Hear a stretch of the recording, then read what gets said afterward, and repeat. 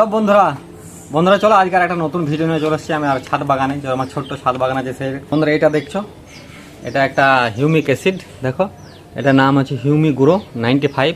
তো এটা বন্ধুরা মিনি প্যাক, ছোট প্যাক, এটা 40 টাকা দাম।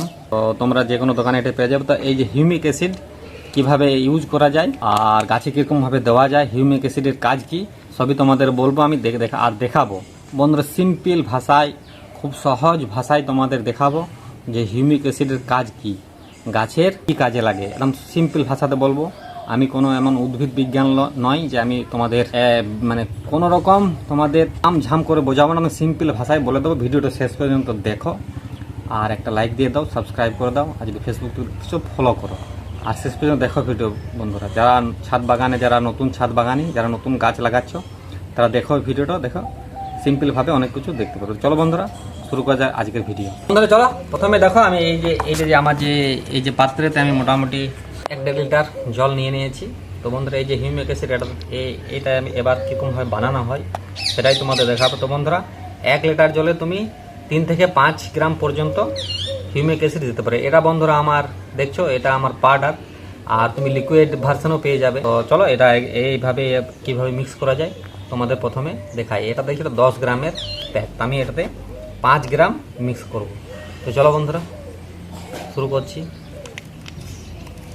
চলো প্রথমে এটা কেটে নিই, দেখছো কেটে নিলাম। চলো দেখো দেখো ভেতরে 10 গ্রাম আছে। তো চলো প্রথমে একটা মিক্স করে নিই।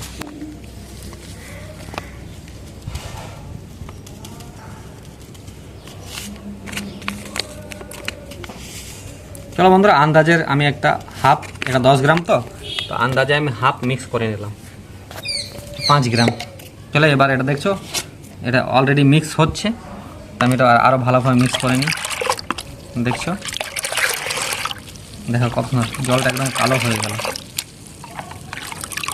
খুব সিম্পল বন্ধুরা, ভালোভাবে এটা মিক্স করে নেবে, যেমন ভালোভাবে জলটাতে মিক্স হয়ে যায়। তো দেখলে, তো চলো এবার গাছে কেমনভাবে দিতে হয় আর গাছে কি কাজ হয় সেটাও তোমাদের বলবো।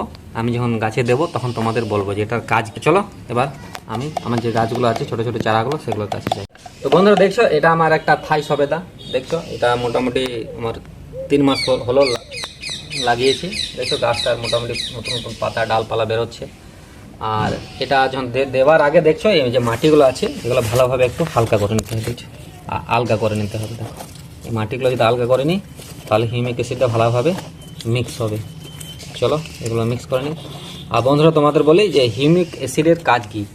বন্ধুরা তোমাদের এই যে হিউমিক অ্যাসিডটা আছে এটা কিন্তু গাছের কোনো সার নয়, এটা গাছের কোনো সারের, এটা অ্যাকচুয়ালি যদি সহজ ভাষায় তোমাদের বলা যায় এটা গাছের ভিটামিন, মানে গাছের ভুক খোলা ওষুধ। আমাদের যেমন খিদে বাড়ানোর জন্য আমরা ওষুধ খাই, সেরকম এই হিউমিক অ্যাসিড গাছের খিদে বাড়ায়।